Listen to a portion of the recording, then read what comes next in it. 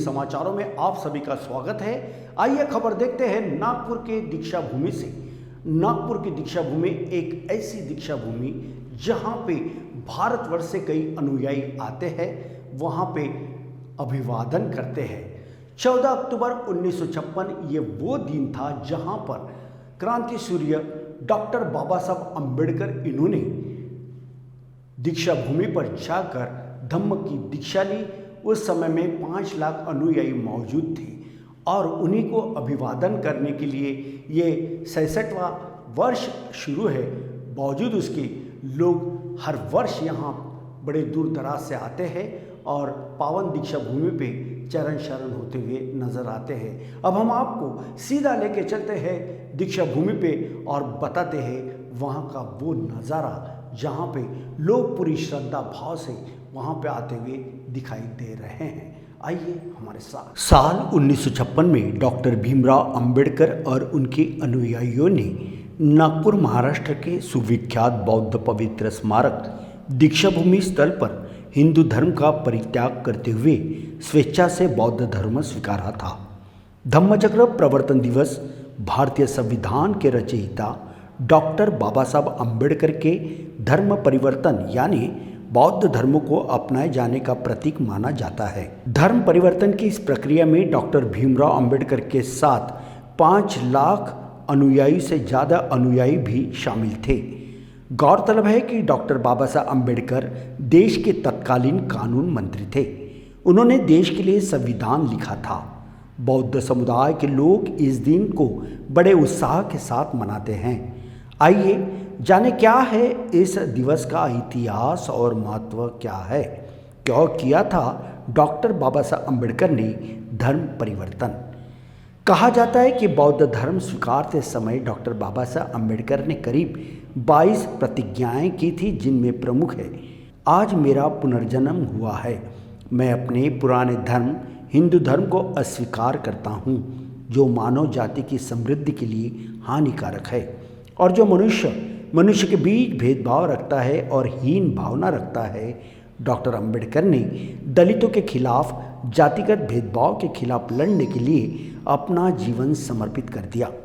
अपनी पत्रिका मूकनायक में उन्होंने समाज को एक टावर सरीका बताते हुए आगे कहा था, जहाँ हर मंजिल एक विशेष जाति के लिए नामांकित हो जाती है। ध्यान रखने वाली बात यह है कि इस टावर में एक मंजिल से दूसरी मंजिल तक जाने के लिए कोई रास्ता नहीं है। इस टावर में एक व्यक्ति की मृत्यु उसी मंजिल पर होती है जहां उसका जन्म हुआ होता है। बौद्ध धर्म स्वीकारने के अगले दिन डॉक्टर बाबा साहब अम्बेडकर ने कहा था कि मैं भले ही हिंदू धर्म में पैदा हुआ हूँ, लेकिन मैं हिंदू धर्म में मरूंगा नहीं। धम्मचक्र प्रवर्तन दिवस भारतीय बौद्धों का एक प्रमुख उत्सव है। दुनिया भर से लाखों बौद्ध अनुयायी इकट्ठा होकर हर साल अशोक विजयदशमी एवं 14 अक्टूबर के दिन इसे मुख्य रूप से दीक्षा भूमि महाराष्ट्र में मनाते हैं। इस उत्सव को स्थानीय स्तर पर भी मनाया जाता है। 20वीं सदी के मध्य में डॉक्टर बाबा साहब अम्बेडकर ने अशोक विजयदशमी के दिन 14 अक्टूबर 1956 को नागपुर में अपने 5 लाख अनुयायियों के साथ बौद्ध धर्म अपनाया था। डॉक्टर अंबेडकर ने जहां बौद्ध धर्म की दीक्षा ली, वह भूमि आज दीक्षा भूमि के नाम से जानी पहचानी जाती है। डॉक्टर अंबेडकर ने जब बौद्ध धर्म अपनाया था तब बुद्धाब बौद्ध वर्ष 2500 था। विश्व के कई देशों एवं भारत के हर राज्यों से बौद्ध अनुयायी हर साल दीक्षा भूमि नागपुर आकर धम्मचक्र प्रवर्तन दिवस 14 अक्टूबर को एक उत्सव के रूप में मनाते हैं। यह त्यौहार व्यापक रूप से डॉक्टर अंबेडकर के बौद्ध अनुयायियों द्वारा मनाया जाता है। डॉक्टर बाबा साहब अम्बेडकर ने यह दिन बौद्ध धम्म दीक्षा के लिए चुना क्योंकि इसी दिन ईसा पूर्व 3री सदी में सम्राट अशोक ने भी बौद्ध धर्म ग्रहण किया था। तब से यह दिवस बौद्ध इतिहास में अशोक विजयदशमी के रूप में जाना जाता था। डॉक्टर बाबा साहब अम्बेडकर ने 20वीं सदी में बौद्ध धर्म अपनाकर भारत से लुप्त हुए धर्म का भारत में पुनरुत्थान किया। इस त्यौहार में विश्व के प्रसिद्ध बौद्ध व्यक्ति एवं भारत के प्रमुख राजनेता भी शामिल रहते हैं। धम्मचक्र प्रवर्तन दिवस के अवसर पर दीक्षा भूमि पर प्रतिवर्ष हजारों लाखों लोग धर्म परिवर्तन कर बौद्ध बनते हैं। सन 2018 में 62वें धम्मचक्र प्रवर्तन दिवस के अवसर पर 62,000 तथा सन 2019 में 63वें धम्मचक्र प्रवर्तन दिवस के अवसर पर 67,543 अनुयायी ने दीक्षा भूमि पर बौद्ध धर्म अपनाया था। लंबे समय से भारत में जातिवादी व्यवस्था, असमानता, अंधविश्वास एवं पाखंडवाद की नीति बहुत कठोर रही है, जिसका सामना समाज के निचले वर्ग को आए दिन करना पड़ता था।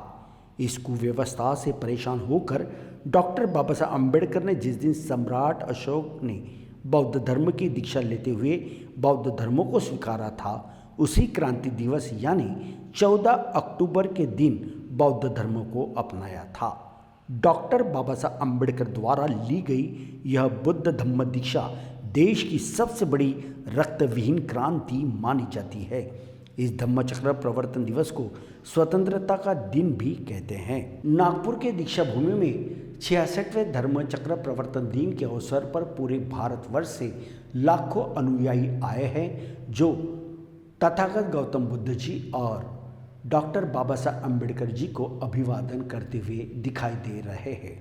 जहाँ जहाँ महान्यूज़ की नज़र जा रही है, आप देख सकते हैं कि जिधर भी ये नज़ारा दिखता है वहाँ अनुयायी और सिर्फ अनुयायी दिखते हैं। बड़ी तादाद में लोग बड़ी श्रद्धा से, बड़ी आस्था से इस पवित्र दीक्षा भूमि पर आकर नतमस्तक भी होते हैं और यहाँ से एक शक्ति, एक ऊर्जा लेकर अपने साथ जाते हैं। मैं नरेंद्र रामटेके, समता सैनिक दल का स्टाफ ऑफिसर। हमारा 4 दिन का इस साल भी कैंप था। 4, 5, 6 तारीख, 3 तारीख से हमारा कैंप था। 2000 सैनिक हमारे उपस्थित थे। जो हमारा जो जनसंख्या आता है उसका सेवा सुरक्षा प्रदान करने के लिए, और यहाँ पे स्तूप के अंदर में और ये परिसर में हम कोई भी प्रकार का खाद्य। दर्शकों, इस समय में दी महान न्यूज़ जो खड़ी है दीक्षा भूमि के अंदर खड़ी है, जहाँ पे हम आपको बता दें कि ये वही जगह है जहाँ पे 14 अक्टूबर 1956 को डॉक्टर बाबा साहब अम्बेडकर जी इन्होंने धम्म दीक्षा ली थी और आज यहाँ पे हजारों लाखों की तादाद में अनुयायी यहाँ पे तथागत भगवान गौतम बुद्ध जी और बाबा साहब का दर्शन लेने के लिए, उन्हें अभिवादन करने के लिए, नतमस्तक होने के लिए यहाँ पे पूरे भारतवर्ष से आए हुए हैं। दीक्षा भूमि परिसर से कैमरा पर्सन सुभाष बुटले के साथ संजय मिरे, दी महान न्यूज़, नागपुर। जय भीम।